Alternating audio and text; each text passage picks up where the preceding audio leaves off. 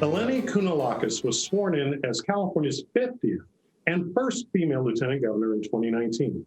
She joins us to discuss her work as lieutenant governor, her take on the 2020 elections, and her predictions for 2021. Lieutenant Governor, welcome to the show. Thanks so much, Scott. It's great to be with you. So we all know that you're thick in the mix of the elections of 2020. Tell us, what does this election mean to you and to the people of California?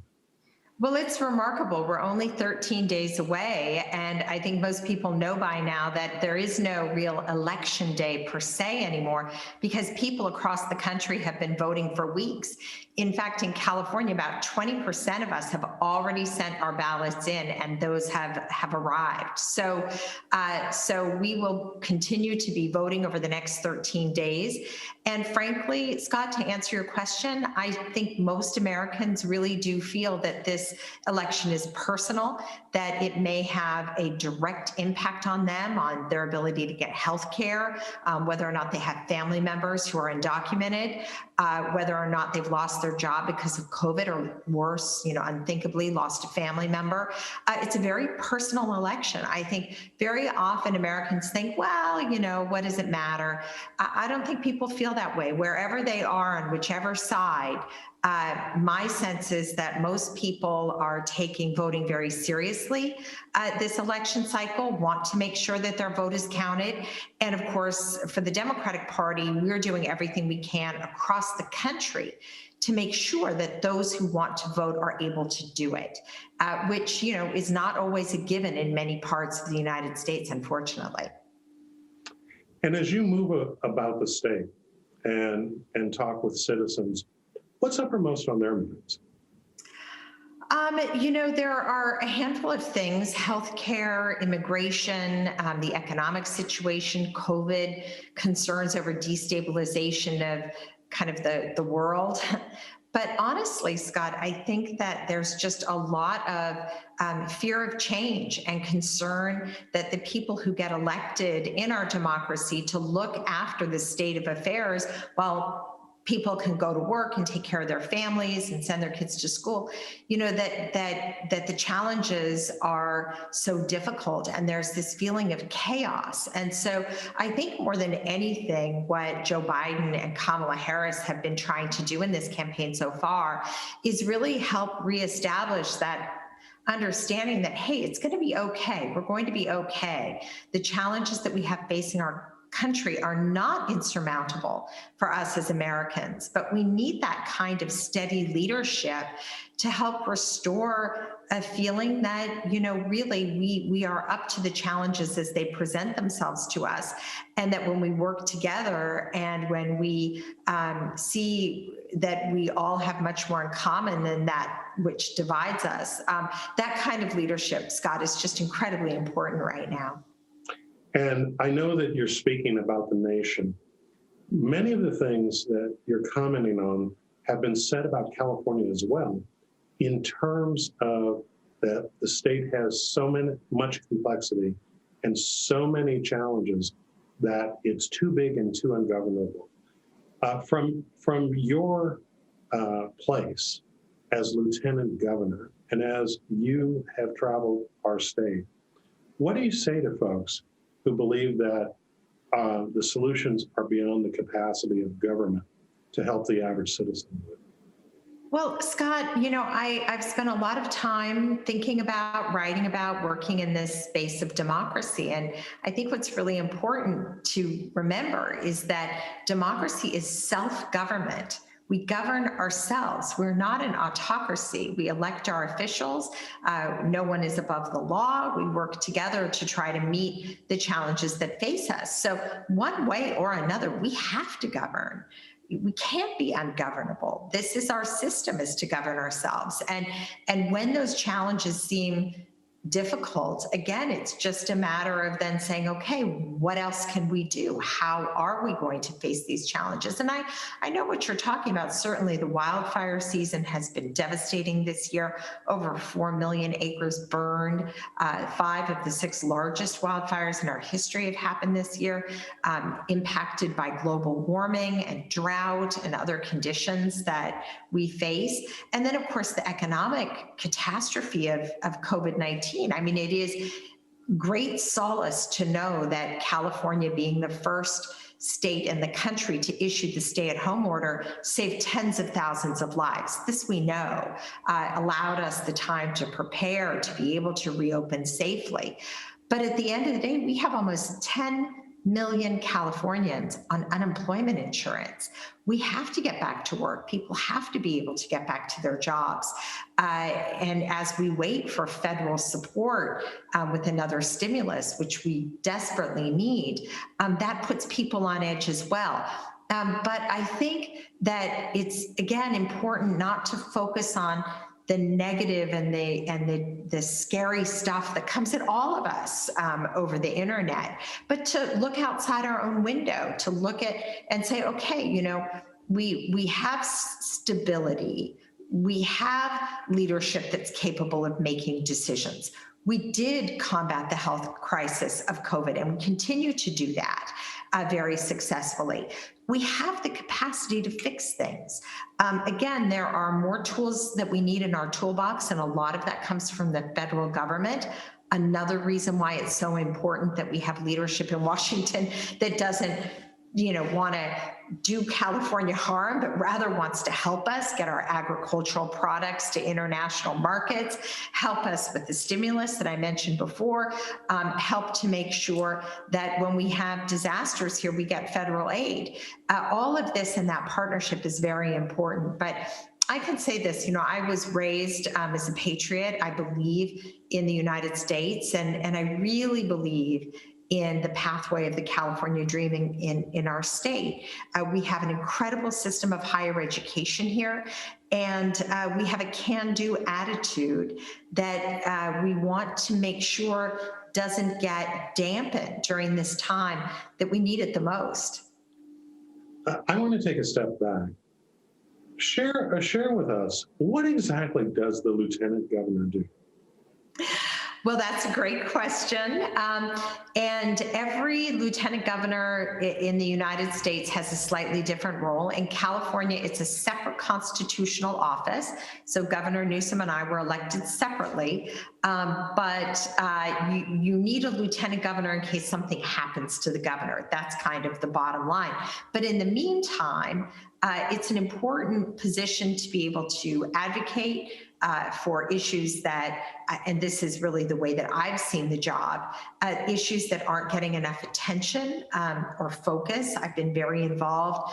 In fact, I co-sponsored legislation around the flavor ban for vaping and other tobacco products because I felt this was something that needed some additional firepower. And people often talk about the lieutenant governor's office as a bully pulpit, and it is. So that's kind of an issue that I could just find and say, this needs more attention. But then, of course, institutionally within the office, the lieutenant governor sits on many very important boards, the State Lands Commission, for instance, and a big part of our role is pushing back and fighting offshore drilling off the coast of California, which has been a real, revived threat by the Trump administration. But for me, the main area of focus of this job is public higher education. I sit on the boards of the CSU, the UC, and the community college. And the lieutenant governor is the only elected official or ex officio member of all 3 of those boards of higher education. And of course, Scott, public higher ed has made all the difference in the world for my family. My grandmother never learned to read never learned to read or write back in Greece. And my father came to the United States, worked as a farm worker, and made his way to Sacramento State University. And that changed the trajectory of our whole family, that he was given the opportunity to go to college. So, so those are kind of the main areas of the job. And I'll tell you, I really didn't see myself necessarily as running for office. This is the first office I actually ran for, though I'd served in public service as a United States ambassador. But it has been a really extraordinary opportunity over the last few years. And then there are a couple other things that I've been doing in partnership with the governor as well that I can talk about too. Please share, because I am actually very curious as to how you and Governor Newsom work together. So we have a very long-standing relationship. I was a resident of San Francisco, and I served on the War Memorial Board. He appointed me to that board. We knew each other. I was a supporter of his leadership.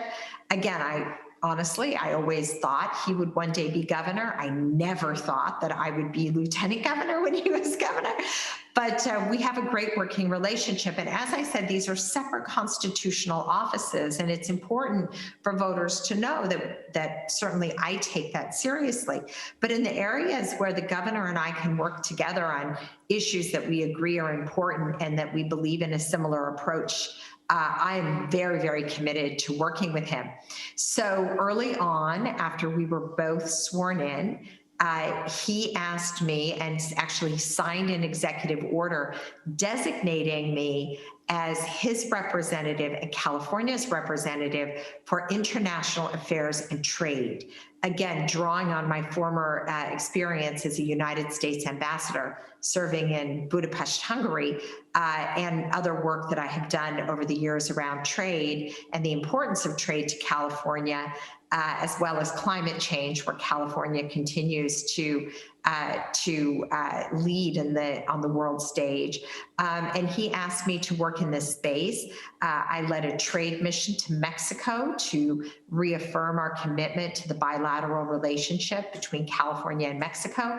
I went to China specifically to talk about climate change and advocate for more of a commitment by China in that area. And I went to India to advocate for the sale of agricultural products from California into the Indian market. They're our largest buyer of almonds, for instance. So that kind of thing is really important. Now, I'll tell you, I only travel internationally pre-COVID when I feel that it's very high value. I think most Californians want me to stay here and do my job. But from time to time, there are things that I can do internationally that really will help Californians, help economically, help in the space of trade, and help in advancing our values. Again, as I mentioned, around climate change, but also on things like immigration. Well, I'm curious, given your experience as the U.S. ambassador to Hungary and the work that you just described related to international trade, how has this administration's trade policy impacted California and our interests with countries like India and others? Scott, it's just been an unmitigated disaster. Donald Trump has destabilized the U.S. leadership and our ability to be effective in the world. It wasn't hard to see. In fact, most experts recognized that there were big problems with protectionism in China, forcing companies, if they want to do business in China, to hand over their proprietary information and their intellectual property, requiring them to go into, forcing them into partnerships with Chinese companies, outright stealing things. I mean, it's been a problem for some time. But Donald Trump going into this escalating tariffs dispute has not gotten us any benefit in how China does business. Putting tariffs in place should have been used as a tool to affect real change in how China does business. It got us nothing. But what it did do is that in the retaliatory tariffs that came from China, the average American is paying a lot more for their goods when they go shopping. And the ability to export California products or other US products is diminished because they're more expensive over there. Well, let me ask you a question on that, because part of what President Trump has said was his basis for putting those tariffs in place and for his more aggressive posture related to trade was because of the fact that we ran these amazingly large trade deficits with no reciprocity. If given your experience, was that a wrong objective? Well, I think he's using that as cover. Okay.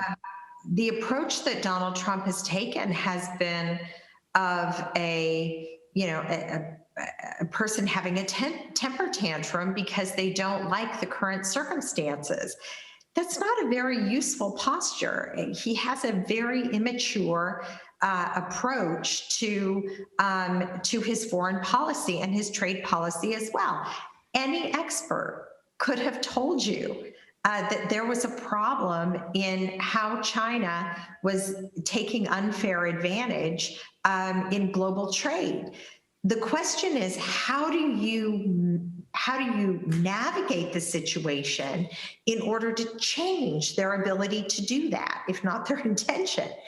And so that was the approach that the Obama administration was going down with the Trans-Pacific Partnership.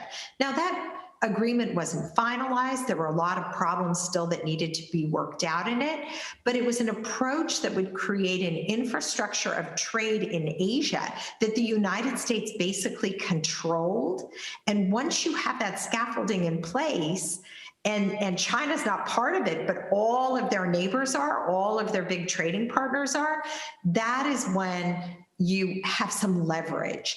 The only leverage that Donald Trump had was tariffs. China didn't bow to that, and all we got were more expensive goods here in the US. All right. Talking a little bit closer to home, you're the former president of AKT Development, and along with your family, in particular your father, you've worked on housing issues for years. What is it that California isn't doing policy-wise to increase the supply of housing and lower its cost, that from your vantage point as being an expert in the area, we should? So there has been a lot of discussion about this in Sacramento and a lot of legislation that was put forward this year and then frankly just tabled because of COVID. So this issue continues to be very pressing on the governor and the legislature. We have to build more housing, Scott. That's the bottom line. We have to build it by making it less costly to build and more streamlined in our approach. How could we do that? Or do you have 2 or 3 suggestions as a person who helped facilitate a lot of the housing development that's happened in Sacramento? Sure. What are some things that used to frustrate you that still are in existence that maybe we need to take a look at? Sure. Well, certainly the regulatory process could be more efficient. And I think people who advocate for changes or streamlining in CEQA and local government, they're not saying throw it out. They're not saying don't protect the environment. What they're saying is, can't we find ways to make this process work a little more efficiently and more quickly so that we can get product onto market in a way where you're not paying for the cost of money, which, as you know, adds to the cost of a home, but doesn't give any additional value. The other challenges out there have to do with fees and local governments piling fees on new development because they lost their redevelopment funds and now they're more cash strapped than ever. There are some different ways that that modifying how local governments can put fees on houses are looked at. But part of that as well is the state making sure that local governments have the funding that they need for their infrastructure and their operations. We can't pretend that the health of our state can be economically healthy if our cities aren't. And then finally, there's some really interesting things happening with density and small houses and density bumps, as well as looking at prefabrication and some really interesting, innovative ways to look at changing the kinds of materials that we build with. I went to a fascinating factory, actually a couple factory OS, which is in Mare Island, where they're building prefabricated 300 square foot units with all labor. And then I recently went to another facility in Union City where they're working with different kinds of plastics and steel in order to create almost like erector sets that then go and kind of snap into place on the side. So it's just really fascinating stuff. But we have a long way to go. We have a long way to go, Scott. And I am hopeful that COVID will be enough under control in terms of our navigating that challenge to be able to bring back some of the legislation that didn't make it last year. As we go into the winter season and flu season, along with the ongoing pandemic, what concerns you most about California's management of the pandemic that we all have to be mindful of as we enter the season? So, Scott, I was up in the north part of the state last week traveling. There's a lot of frustration of people who still aren't able to open, and people who think their kids should be back in school. And I get it. And we're very, very sensitive to that and working as hard as we can. I'll also tell you it's incredibly important that coming into the holidays that retail is able to continue to stay open with their protocols if they're open right now. I think we're doing an incredibly good job. Our positivity rate is at 2.5%. If anyone was watching some of the national news last night, there are spikes all across the United States, and the number of cases in many, many states is growing, and in California, it's steady. So that's good news for us. But as the winter comes in, people are more likely to be inside instead of outside eating dinner or barbecuing or socializing. When we go back indoors, that's when people have to be more vigilant than ever, because we know that the most common way that this very contagious virus is spread is person to person. Somebody who's infected, breathing in close proximity for an extended period of time and infecting that other person. Going back to your experience as being the sole individual who sits on the boards of our three systems of public systems of higher education, UC, the community colleges, and the CSU. Access is always an issue in California. How would you go about expanding greater access to higher education in order to make sure we've got the workforce of the future that, one, we can adequately prepare people, but secondly, that we're not leaving people out who should be joining the workforce with the right amount of education and training that they deserve? Well, Scott, thanks so much for that question. And I really do spend a lot of time focused on this. And for me, number 1, 2, and 3 is keeping tuition costs down and keeping the overall costs of attendance down, because it's not just tuition, it's housing, it's books, it's food, it's gas, it's everything.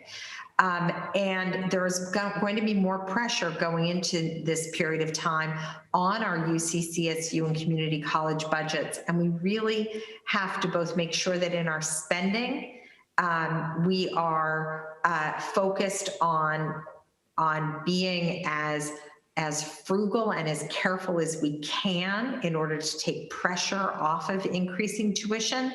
but also that we're really recognizing the total cost of attendance for our students, because that is the main barrier. And it isn't just, certainly there are a lot of programs for students from lower income families to get Cal Grants and other kinds of tools to be able to attend.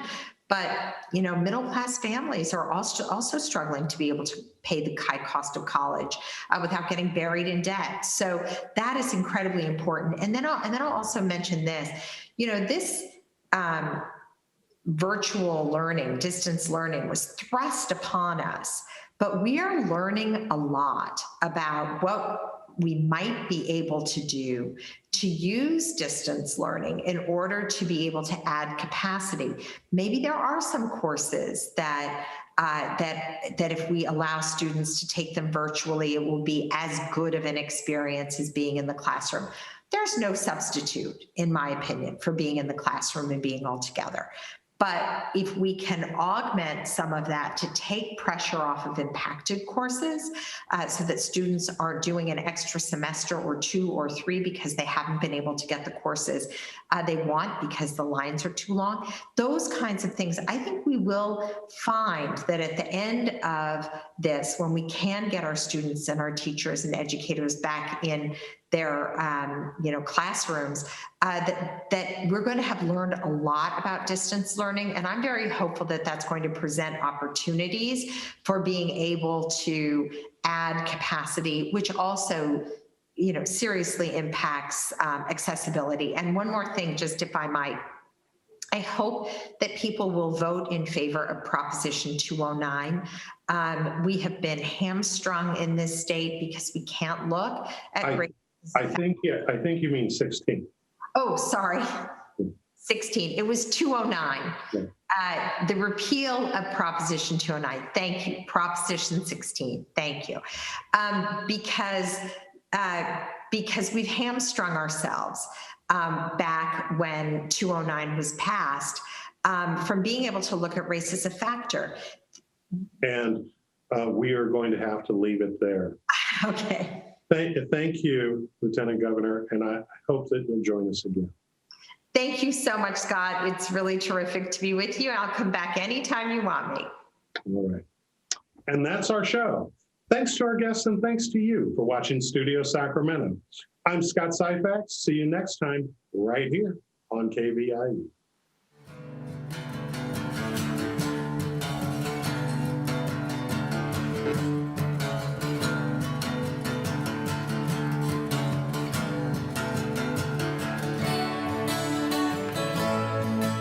All episodes of Studio Sacramento, along with other KVIE programs, are available to watch online at kvie.org/video.